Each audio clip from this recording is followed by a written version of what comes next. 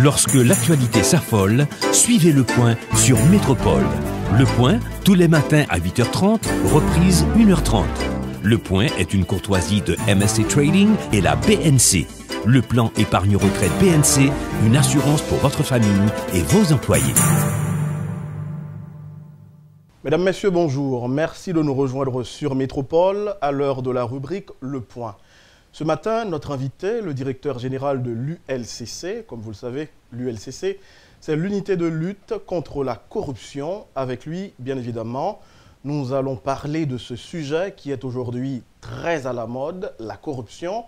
Nous allons parler également de contrebande et, plus important encore, de la déclaration de patrimoine. Voilà pour l'ensemble de sujets qui composeront cette émission ce matin. Major David Basile, bonjour. Bonjour Georges, bonjour auditeurs et auditrices de Métropole, bonjour Métropole. Et je viens de le dire en préambule que la corruption aujourd'hui est un sujet très à la mode. À travers les réseaux sociaux, on le voit. Il y a des personnes qui accusent d'autres de corrompus et de corrupteurs.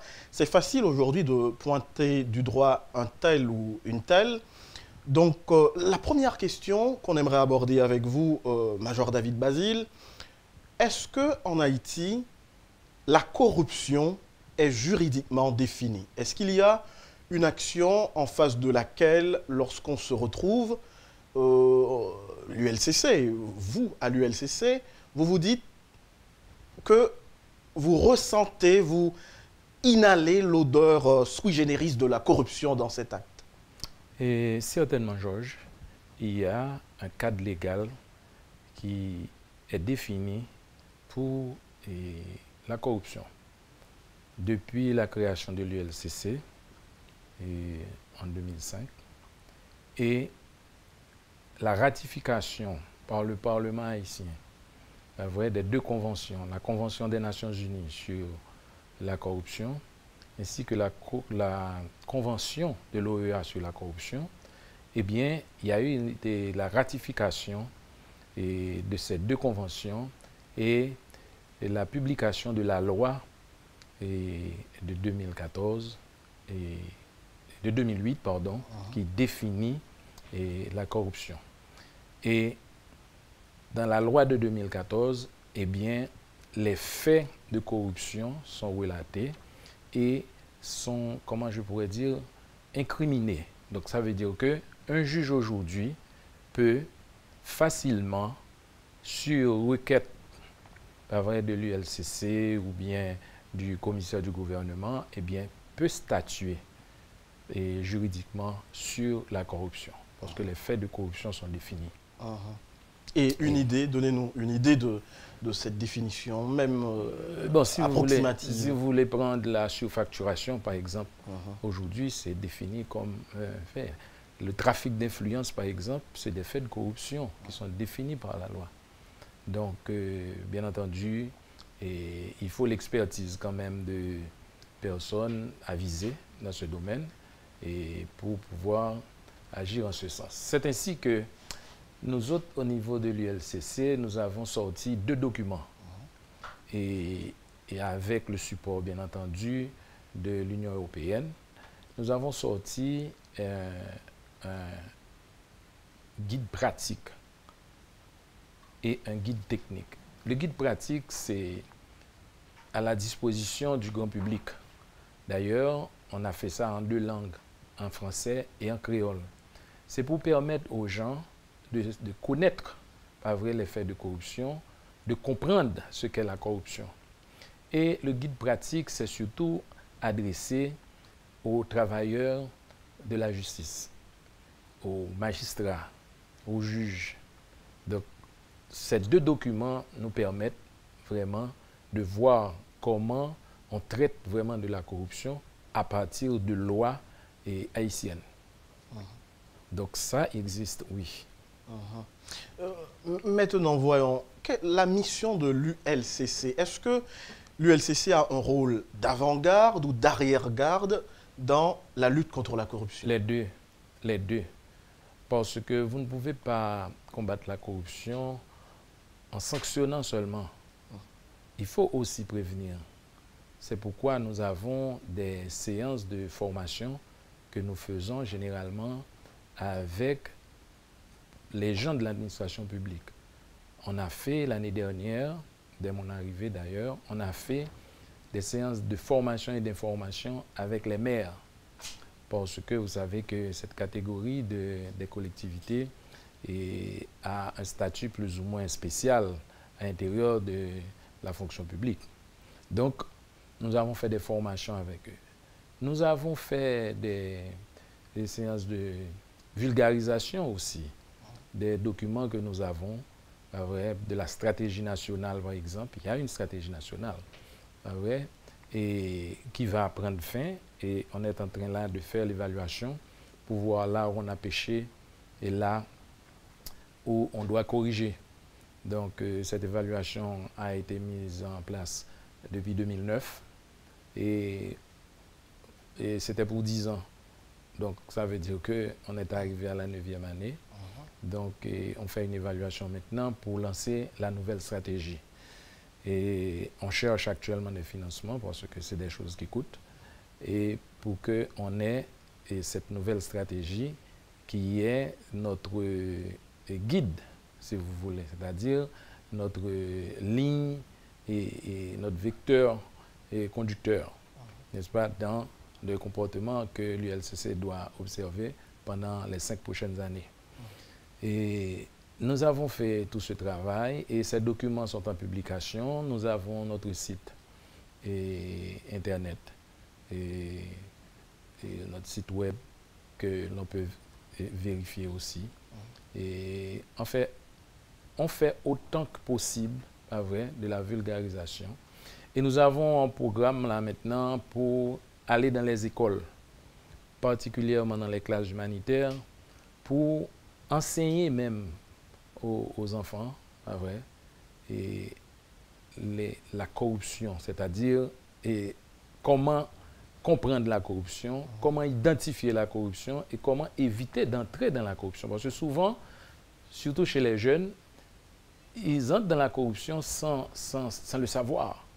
Donc, d'ailleurs, c'est ce qui explique l'existence du guide dont j'ai parlé là, vrai, et du guide pratique. Eh bien, c'est un document que nous allons vraiment faire promotion pour que les élèves à ce niveau puissent comprendre. Mais on peut aller même plus bas. Ça veut dire que dès l'âge et de la tendre enfance, commencer à apprendre à l'enfant à ne pas mentir, apprendre à l'enfant à ne pas tricher. Donc, pour que peut-être dans 20 ans, on ait une autre société. Donc, ça, c'est le côté préventif de notre travail. Mais il y a le côté répressif aussi de notre travail, c'est-à-dire de sanctionner les actes de corruption qui sont posés particulièrement par les responsables de l'administration publique. Justement, on va aborder ce chapitre, mais restons-en sur l'explication de la corruption dans les écoles. Quand est-ce que ça va démarrer?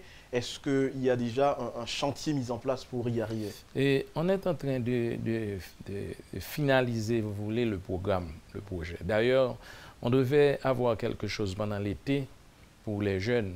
On devait avoir un forum des jeunes. Et on devait travailler de manière plus intense avec les universitaires. Et bon, là, on est sollicité un petit peu partout par les universités qui sentent le besoin, pas vrai, d'introduire, n'est-ce pas, dans leur cursus, pas vrai, et cette formation, ne serait-ce que sur forme de conférence. Donc nous parlons là de toutes les écoles, publiques, privées, de toutes les universités. Toutes les universités.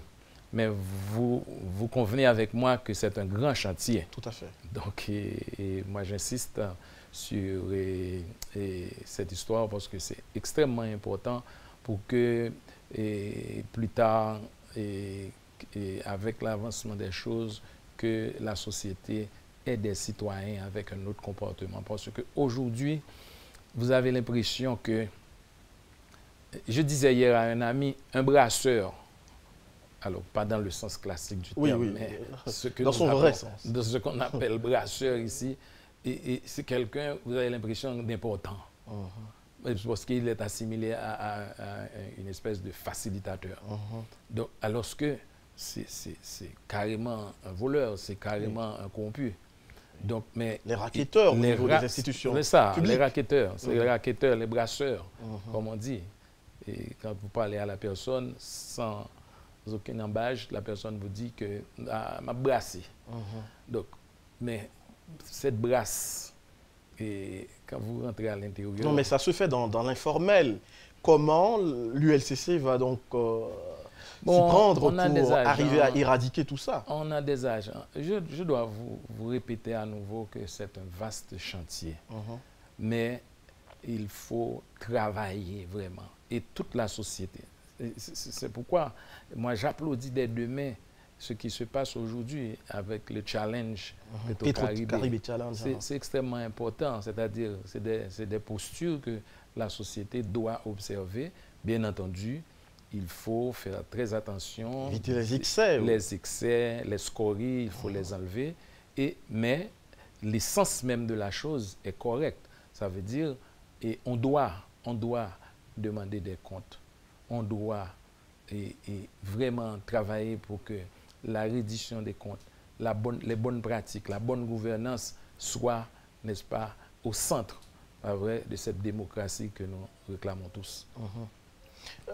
Justement, j'allais vous poser la question. Au niveau de l'ULCC, comment vous appréhendez la question Petro-Caribé? Pas plus tard que la semaine dernière, il y a une déclaration que vous aviez faite dans les colonnes du Nouvelliste, disant que l'ULCC compte aller plus loin que la Cour supérieure des comptes dans le dossier Petro-Caribé. Expliquez-nous. Et comme je disais, la Cour supérieure des comptes vraiment a une mission bien spécifique. C'est-à-dire, c'est d'auditer les comptes généraux de l'État et d'émettre des arrêts de débet ou des arrêts de quitus. Aux responsables qui ont géré ces comptes. Mais les faits de corruption, c'est comme disait Maître le feu et Maître Casimir, n'est-ce pas, lors du procès des timbres. Il avait dit qu'il y a une vérité qu'on cherche, et cette vérité se trouve au fond du puits. Eh bien, il faut descendre, n'est-ce pas, au fond de ce puits et remonter avec cette vérité. C'est là le rôle de l'ULCC. Mais il paraît qu'en Haïti, nous ne sommes jamais descendus au fond du puits, parce que, tout comme je le disais en coulisses avec vous tout à l'heure, et bon, c'est personnel, moi aujourd'hui j'ai 33 ans, jamais je n'ai entendu un grand procès corruption, un grand procès où des gens accusés ont payé de leurs actes. Qu'est-ce qui se passe? On a comme l'impression que la corruption, c'est quelque chose d'inventé, c'est quelque chose de fictif en Haïti, parce qu'on pointe du doigt telle personne ou telle autre personne comme des corrompus, alors qu'au final, jamais de procès, la justice ne se prononce presque jamais. Qu'est-ce qui se passe? Là, je vais vous conseiller d'être un petit peu plus sage. Plus modeste. Plus modeste, si vous voulez. Haïti n'a pas commencé il y a 33 ans. Il y a eu des procès. Et vous avez peut-être étudié les affaires qui à travers l'histoire d'Haïti, vrai? Ce petit livre-là des frères de l'instruction chrétienne. Oui, des trois fonds bruns également. Qui nous a formés tous. Vrai? Mais il y a eu le procès de consolidation. Quand même, c'était un grand procès et on avait épinglé beaucoup de personnes, même des étrangers. Et tout récemment, il y a eu le procès des timbres. Donc, ça veut dire que nous avons aussi notre histoire face à la corruption. Donc, on a fait des choses et qui étaient potables, acceptables, que la société avait bien apprécié quand même. Le procès des timbres, je me rappelle, on était jeunes et tout le monde se précipitait vraiment à aller pas vrai, entendre et voir quand même les avocats qui vraiment discutaient, pas vrai, qui défendaient des clients, d'autres qui accusaient les clients. Donc c'était vraiment, je peux dire que c'était très beau quand même à voir. Donc on a eu des procès. Et je ne vois pas pourquoi on n'en aura pas d'autres. D'autant qu'aujourd'hui, la lutte contre la corruption est mondiale. Oui. Ça a beaucoup de plus de force aujourd'hui. C'est mondial. Et nous avons participé récemment à Washington à une plénière où on a défini vraiment des cadres où les États partis ont vraiment pris des responsabilités allant jusqu'à la saisie, la confiscation, n'est-ce pas, des avoirs, des biens des gens, n'est-ce pas, et pris en contravention de corruption. Donc ça veut dire que c'est sérieux, et c'est très sérieux. Et aujourd'hui, je compare la lutte contre la corruption comme il y a quelques dizaines d'années, comme la lutte contre la drogue, où on faisait vraiment, n'est-ce pas, une chasse aux trafiquants de drogue. Eh bien, aujourd'hui, on fait la chasse aux corrupteurs et aux corrompus. Donc, il faut qu'on comprenne que le monde change et qu'on doit se mettre au diapason. Donc, il n'y a pas à sortir de là. Et si vous voulez parler, par exemple, de Petro-Caribé, eh bien, Petro-Caribé, il doit avoir un procès. Et il doit avoir vraiment des enquêtes sérieuses, pas vrai, menées par des mains d'experts et qui puissent descendre au fond du puits et remonter avec la vérité. Et on l'a appris, on en parlera après la pause, que l'ULCC est déjà saisi du dossier Petro-Caribé. Comment cela va se passer? Est-ce que vous allez attendre que la Cour publie son rapport d'audit pour commencer véritablement à traiter le dossier Petro-Caribé, ou est-ce que vous allez travailler de manière simultanée? Donc c'est la question à laquelle vous allez répondre, directeur général de l'ULCC, après la pause. Le Point est une courtoisie de MSC Trading et la BNC. Le plan épargne retraite BNC, une assurance pour votre famille et vos employés.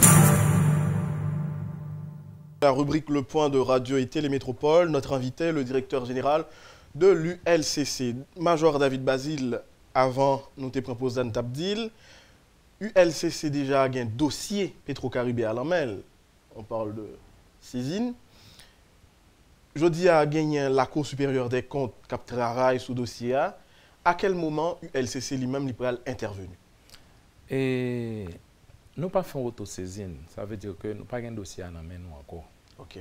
OK. Le dossier est à la Cour supérieure des comptes. Cependant, nous attendons. Et c'est ça que fait me dire. C'est ULCC qui a une expertise pour aller plus loin dans le dossier, pour le descendre dans le fond puits, pour aller chercher la vérité. Parce que la Cour supérieure des comptes est limitée. Parce que mission elle-même dit qu'il s'algue pour le faire. Cependant, pas oublier que le dossier a nommé la justice. Parce que les non-cours. Et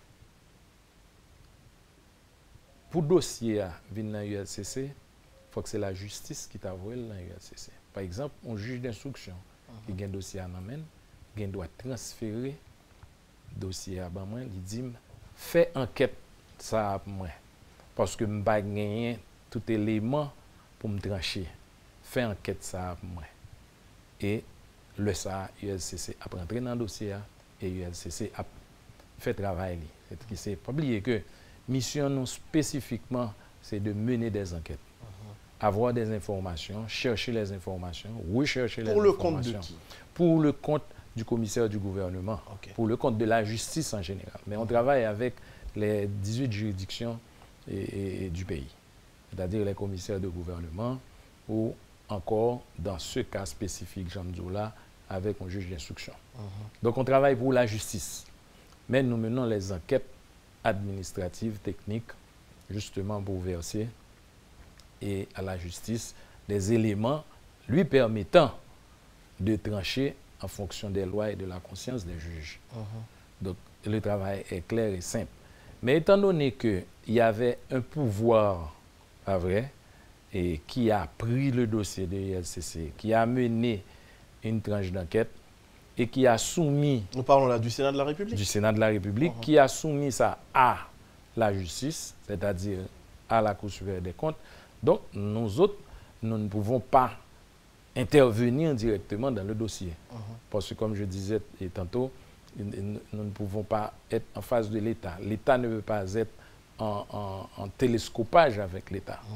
Donc, ça veut dire qu'il y a un pouvoir qui a pris le dossier, qui a transmis à un autre pouvoir. Eh bien, nous autres, nous restons en observation, attendant éventuellement qu'on sollicite, pas vrai, notre support, notre aide, en fonction de notre travail, pour faire plus de lumière sur les faits de corruption que nous pouvons dégager, pas vrai, de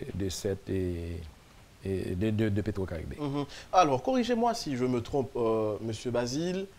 Est-ce qu'au niveau de l'ULCC, là, c'est pour aider les gens à mieux appréhender, mieux comprendre le mécanisme mis en place au sein de l'unité? Est-ce que vous avez un rôle d'attentiste ou vous êtes agressif sur certains dossiers? Est-ce que vous êtes à l'affût des dossiers, vous recherchez les faits de corruption, ou encore vous êtes dans l'attente qu'on vous transfère certains dossiers? Non. Est-ce que c'est ça? Non. On n'est pas dans une posture d'attente. Au contraire, on est très agressif sur le terrain. Vous avez quand même pu suivre certaines choses, pas vrai? Et par exemple, on a épinglé des gens quand même. Il y a des dossiers qui sont en cours. On a déjà déposé au ministère, et pas au ministère, pardon, on a déjà déposé par devant les instances de poursuite plus de 38 dossiers. De quelle année? Et depuis l'existence de l'ULCC, on a travaillé sur plus de 280 plaintes. Pas vrai, naturellement, on les traite et on a peut-être retenu à peu près une centaine. Mais on a déposé déjà, pas vrai, plus de 35 dossiers à la justice. Donc, on n'est pas dans une posture d'attente. Par contre, je vous dis que dans ce dossier spécifique, nous n'avons pas fait une autosaisine parce qu'il y a eu un pouvoir d'État, pas vrai, c'est-à-dire un pouvoir, j'ai bien dit, ce n'est pas une simple institution, c'est le Parlement, n'est-ce pas, qui a pris le dossier, qui a mené son enquête et qui a transféré à un autre pouvoir qui est la justice, c'est-à-dire la Cour supérieure des comptes, qui travaille actuellement sur le dossier.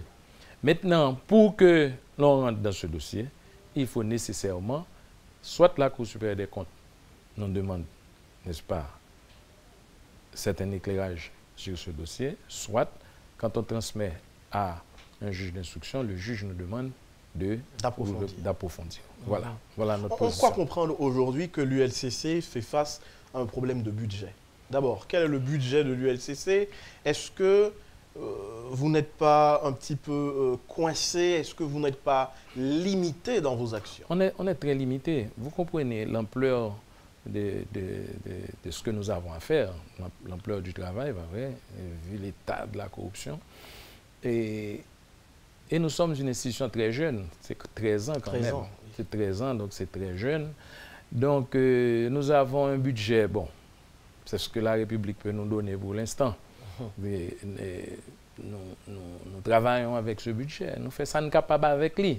Mais dans la réalité, l'ILCC est supposé vraiment jeudi, et vraiment. Mais vous savez aussi, il y a une procédure, ça veut dire qu'on doit établir son budget, on doit déposer le budget par devant le ministère des Finances, qui est notre ministère de tutelle, et le ministère des Finances doit aller faire le plaidoyer, pas vrai, au Conseil des ministres, puis à la Chambre, et par devant le Parlement, afin qu'on puisse vraiment avoir, vraiment, donc c'est un parcours très laborieux. Donc il faut que les gens se comprennent aussi, ce n'est pas demain la veille, et puis qu'on dit à l'ULCC, bon voilà, vous étiez à tel point, maintenant on vous donne, n'est-ce pas, cette valeur pour que vous puissiez faire votre travail. Donc, il y a un parcours. Donc, on a déposé quand même un budget pour cet exercice, mais le budget qu'on avait trouvé était vraiment très, très dérisoire, très, très maigre. Très maigre. Pas vrai? Et ça nous a permis de faire seulement, de payer des salaires, faire quelques petits travaux. Mais... Maintenant, essayons de voir. Bon, comme il y a un auteur russe qui l'a dit, Dostoïevski, sans argent, on ne va pas trop loin. Définitivement. Et le dossier Petro-Caribé, l'enquête Petro-Caribé, ça demande beaucoup d'argent. Beaucoup d'argent, alors je dis ça de manière profane, je ne suis pas enquêteur ni expert, mais on parle aujourd'hui d'au moins 13 résolutions avec plus de 200, près de 300 projets. Il faut passer au peigne fin, tout ça, pour trouver la vérité cachée. Ouais. Maintenant, si vous n'avez pas beaucoup d'argent, est-ce qu'on peut prétendre mener une enquête sérieuse, approfondie, pour arriver à dire la vérité? Je ne veux pas quantifier ça en argent. Moi, je veux parler de préférence de ressources. Ressources humaines comprises? Ressources humaines, ressources matérielles. Naturellement, l'argent va être un moyen. Le carburant. Le carburant, si vous voulez. Mais on a besoin de beaucoup de ressources. On va devoir engager l'expertise, pas vrai, de partenaires internationaux nécessairement. Parce que n'oubliez pas, Petro-Caribé, ce n'est pas une histoire purement haïtienne. Parce que la source même des ressources vient de l'extérieur. Vous comprenez? Déjà, il faut commencer à partir du Venezuela pour voir effectivement qu'est-ce qui a été fait. Parce qu'il se pourrait qu'il y ait eu des choses cachées. Il se pourrait qu'il y ait eu des choses cachées. Pour l'heure, vous-même, au niveau de l'ULCC, vous n'avez pas de chiffres en tête? Parce que Petro-Caribé, c'est beaucoup de chiffres. J'ai jamais parlé encore. Discordants, si je peux dire ça comme ça. C'est 3,5 millions, c'est 3,8 millions, c'est 1,4 millions, 1,8 millions. Pour moi, on est perdu. Et au niveau de l'ULCC, on n'est pas encore à ce stade. On n'est même pas sollicité encore. Donc, comment aller dire? J'ai entendu des amis qui me disent que sur les réseaux sociaux, on m'accuse d'avoir demandé 1 milliard de gouttes. Je n'ai jamais, le grand jamais, prononcé, n'est-ce pas, ce montant. Pas vrai? C'est quelqu'un qui, peut-être dans son équilibration, il fait ça. Mais j'ai dit que l'ULCC travaille dans des conditions difficiles parce que nous n'avons seulement que peut-être deux ou à la limite, on sait monter un troisième, mais on a vraiment 2 commissions, pas vrai, d'enquête. Parlons d'accusations qui vous pointent, M. Basile. Il y a des gens qui pensent que vous êtes, je cite après eux, je ne fais que répéter, à la fois juge et partie. Vous faisiez partie du gouvernement de l'administration Martelly, vous étiez directeur du CONALD. J'étais directeur du CONALD, ministre de l'Intérieur. Ministre de l'Intérieur. Ouais. Comment aujourd'hui, Major David Basile, je répète après eux, pas moi, pourra mener une enquête dans laquelle se trouvent impliqués des anciens ministres qui étaient des collègues, un ancien Premier ministre qui était un collaborateur? Il y a cette accusation sur vous. Que répondriez-vous? Je ne veux pas dire d'accusation. Cette méfiance. Il y a des gens qui ont émis des opinions. Oui. Mais pourquoi ils n'ont pas émis cette opinion vis-à-vis de la Cour supérieure des comptes qui a signé les contrats? Qui a signé les contrats? Les contrats. Tous les contrats, en général, sont approuvés par la Cour supérieure des comptes. Pas vrai? Mais ça n'empêche pas la Cour supérieure des comptes de faire son travail. Et puis, c'est peut-être le fait de l'inculture aussi. Parce que si on remonte l'histoire, on va voir les grands procès qui ont eu lieu dans ce pays, ont été menés encore par les gens qui étaient là. Et parfois des gens qui... Qu'est-ce qu'on pourrait me reprocher d'avoir été ministre de l'Intérieur et d'avoir signé peut-être une résolution? Ça fait de moi un dilapidateur de fonds publics. Alors, sinon, à ce moment, on n'a qu'à fermer l'administration et puis c'est la savane. Non, non, les choses ne se passent pas comme ça. C'est pourquoi je vous dis que ça, c'est le fait de l'inculture. Okay. Voyons maintenant pour la contrebande, la lutte contre la contrebande. Et lorsqu'on parle de contrebande, on voit la frontière haïtiano-dominicaine. Aujourd'hui, pas seulement. Ou pas seulement, pas seulement. Les frontières en général. Oui, où est-ce qu'on en est dans cette lutte? Est-ce qu'il y a des moyens mis en place pour l'efficaciser? Dites-nous. Bon, certainement, nous avons sur pied, alors ça c'est plutôt la tâche de la task force. Le gouvernement a monté une task force qui est coordonnée par l'ULCC.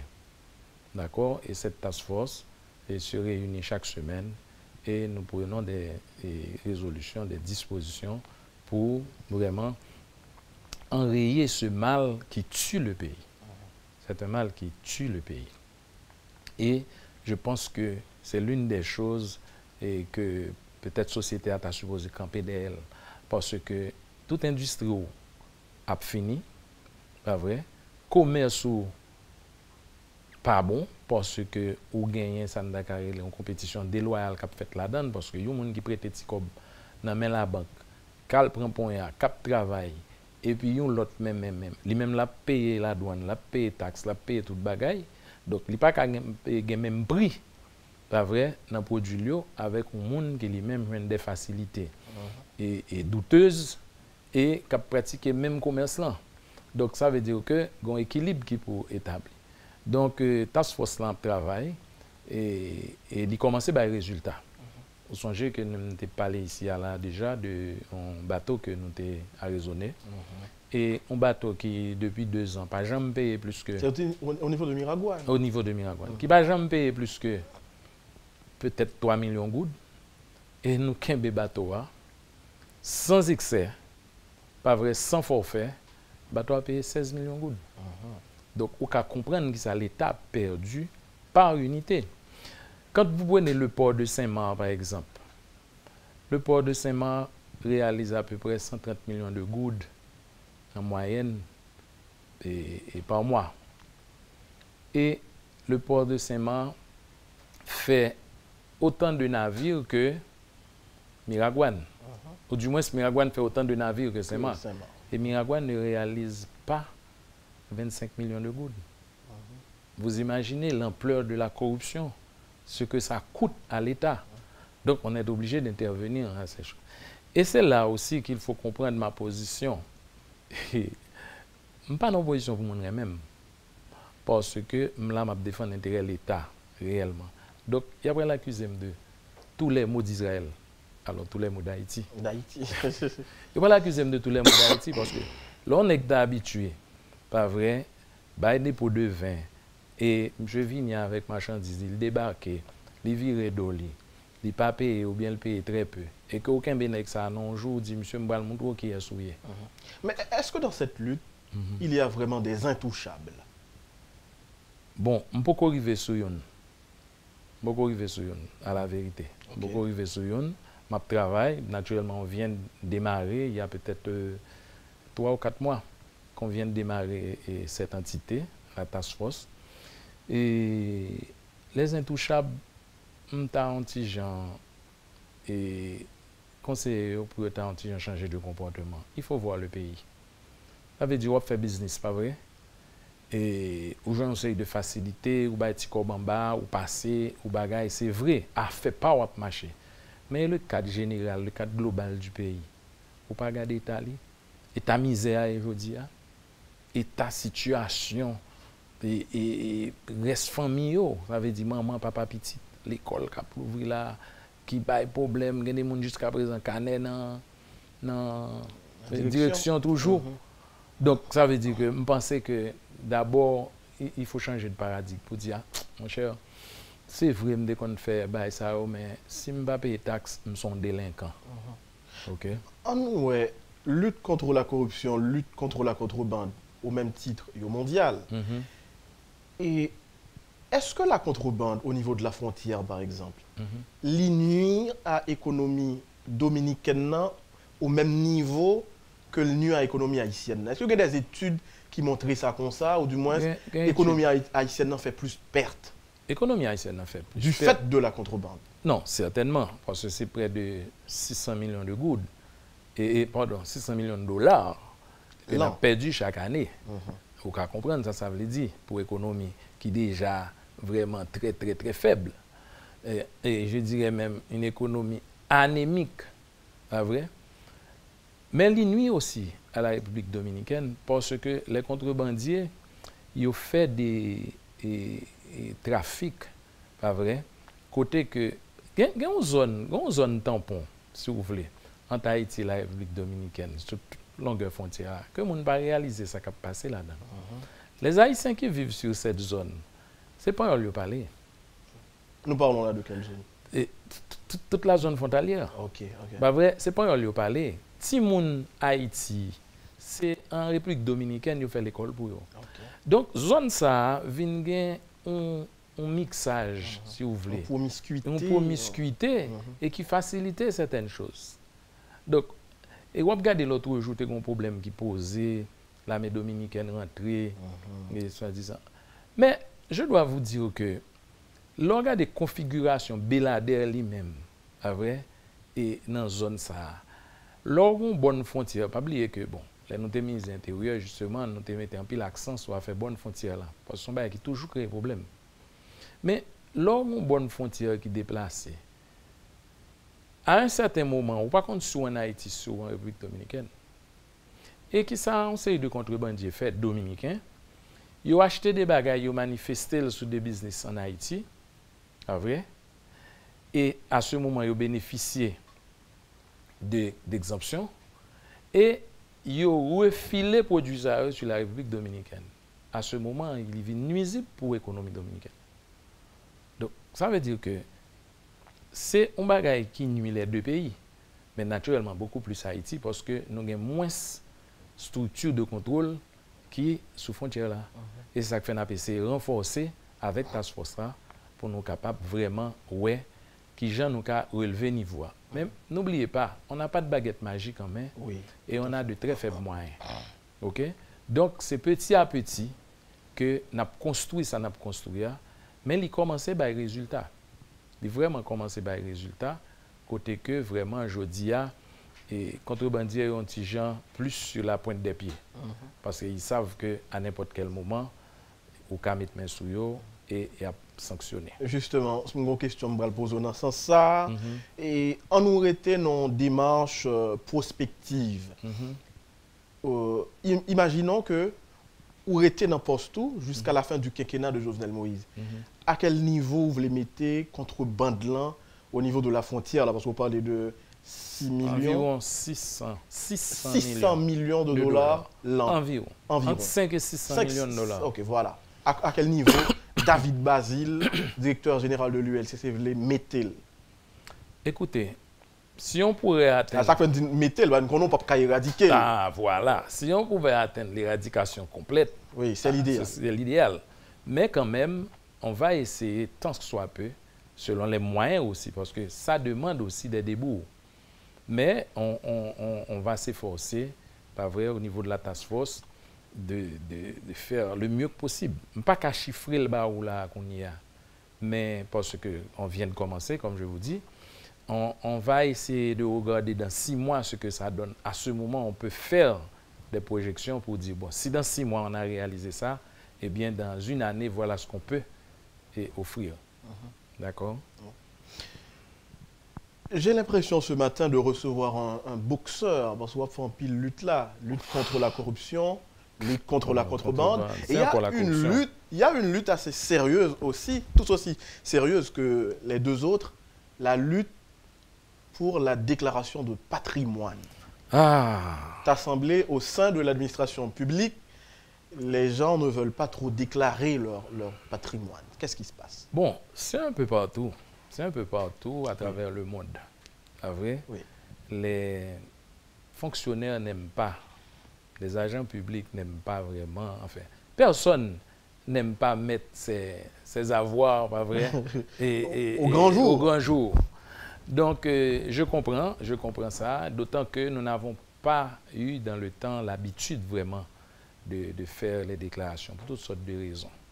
Mais aujourd'hui, c'est une nécessité parce que c'est le premier pas vers la bonne gouvernance. Ça veut dire que si on dit qu'on veut la gouvernance démocratique, si on dit qu'on veut la transparence, si on dit qu'on veut la reddition de comptes, eh bien, on est tenu de faire sa déclaration de patrimoine, c'est-à-dire de déclarer ses biens en prenant fonction, pas vrai, à un poste et donné de l'administration publique. Et ce que je peux assurer aux gens, ce n'est pas quelque chose qui comme ils pensent, c'est-à-dire qu'on va divulguer ou bien qui va permettre à l'État de saisir des biens. Ce n'est pas ça, d'ailleurs, l'État. Si l'État a besoin d'un bien, légalement, l'État peut l'avoir, quel que soit le bien et quel que soit où se situe le bien. Pas vrai? Surtout des biens meubles sur la base de prise de cette affaire sur base d'utilité publique. Donc l'État peut le faire. Donc, mais il y a une réticence effectivement, mais quand même, on doit comprendre, comme je vous dis, que c'est une nécessité. Et j'encourage les fonctionnaires, les agents publics assujettis, parce que ce n'est pas tous, mais assujettis à le faire. Parce qu'il y a un danger aussi. Alors, quels sont ceux qui sont assujettis? Waouh! Et ceux qui ne le sont pas? Ils sont en principe, les hauts cadres de l'État en général. Nous parlons des ministres. Les ministres. Alors, nous parlons d'abord du président de la République. Le président de la République, oui, les ministres, pas vrai? Les membres de cabinet, les doyens, pas vrai, alors, les recteurs, pas vrai, d'université, les grands commis de l'État en général qui manipulent des fonds, tous ceux-là qui sont en position de trafic d'influence. Parce que des fois, vous ne faites pas de l'argent, mais un simple coup de fil peut arranger beaucoup de choses, peut tout changer. Vous comprenez? Donc, toutes ces personnes sont assujetties. Naturellement, il y a une liste que je n'ai pas en tête, pas vrai, mais la liste est publiée, pas vrai, dans le moniteur, pas vrai, et ils savent. Ils savent. Donc, comme vous n'avez pas la liste, il y a une question, un petit exercice que j'aimerais faire avec vous, par exemple. Quel est le pourcentage de ministres aujourd'hui, sous l'administration Jovenel Moïse, ayant fait leur déclaration, le pourcentage de directeurs généraux, vous n'avez pas ça en tête? Bon, et je crois que tous les ministres d'avant avaient fait leur déclaration de patrimoine. Maintenant, ils viennent d'être nommés, ils ont encore 30 jours pour le faire. Et les autres qui sont partis... Combien se sont déjà prêtés au jeu? Et bon, je dois vous dire que, bon, ce n'est pas un secret, je dois vous dire que le Premier ministre a pris ça très au sérieux. Et je crois qu'il a déjà fait distribuer les livrets, n'est-ce pas, aux différents ministres. Et il leur donne, pas vrai, il leur fait injonction. Il leur donne 30 jours pour que ces ministres s'acquittent de cette obligation. Donc, je pense que ce sont très bons bagailles et Jean-Premier ministre a abordé là. Est-ce qu'à niveau ça aussi, nous mener des enquêtes? Par exemple, je possède 4 biens, je dis ça vulgairement, et puis je ne déclare que 3 ou 2. Est-ce que l'ULCC a mené enquête pour le que mes 4 biens me déclarer 2? Qu'est-ce qui va se passer après? Bon, il y a des sanctions pour fausses déclarations. Et il y a plein de sanctions. Mais nous ne sommes pas encore là. Pourquoi? Parce que nous sommes en train de nous battre encore pour que assujettis au fait déclaration. Donc, pas oublier. C'est obligatoire? C'est obligatoire.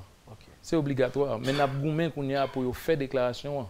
Maintenant, une fois que l'on entre dans le système, nous, tout le monde connaît pour faire déclaration. Et on peut vraiment, particulièrement dans le cadre d'enquête que nous menons, on peut toujours regarder, pas vrai, et aller sur le terrain et vérifier pour savoir quels sont les gens qui ont fait une fausse déclaration ou bien qui ont fait des déclarations douteuses, tout ça. Donc, mais comme je vous dis, la bataille aujourd'hui, c'est de porter tout le monde à faire leur déclaration de patrimoine. Ça, son bail que je tête personnellement me dit bon pendant le passage là après eh bien nous avons souhaité que tout assujetti fait déclaration yo. Bien entendu c'est comme toute autre chose, c'est sûr qu'on ne peut pas atteindre 100%. Faire sa déclaration de patrimoine, qu'est-ce que ça favorise? Qu'est-ce que ça permet? Non, je vous dis que c'est le premier pas vers la bonne gouvernance, c'est le premier pas vers la transparence. Ça veut dire que si vous ne voulez pas faire votre déclaration de patrimoine, c'est-à-dire que psychologiquement, vous avez quelque chose à cacher. Or, vous savez que c'est la loi. Et les parlementaires sont assujettis, les gens de la justice sont assujettis. Ces jours-ci, vraiment, c'est comme un flot. Les gens de la justice font leur déclaration de patrimoine, profiter, féliciter eux. Intéressant. OK? Donc, c'est dans la bataille, ça, nous, il est là. Non, la justice doit être juste. La justice doit être. Oui. Mais le Parlement aussi doit être juste parce que c'est le Parlement qui a voté la loi. Oui, oui. Donc, le Parlement doit se conformer aussi. Donc, je vois qu'il y en a encore qui sont un petit peu réticents. Donc, je les convie, n'est-ce pas, à emboîter le pas aux juges et aux magistrats en général qui vraiment rouillent vers l'ULCC ces jours-ci. Major David Basile, merci d'avoir été avec nous. Merci Georges, et c'est un plaisir d'être ici, chez moi. Oui. Parce que, vu la fréquence avec laquelle je viens ici, oui, c'est votre chiffre. Merci, merci. Vous avez suivi, mesdames, messieurs, la rubrique Le Point de Radio et Télémétropole. Restez branchés, vous ne serez pas mieux ailleurs. Lorsque l'actualité s'affole, suivez Le Point sur Métropole. Le Point, tous les matins à 8h30, reprise 1h30. Le Point est une courtoisie de MSC Trading et la BNC. Le plan épargne retraite BNC, une assurance pour votre famille et vos employés.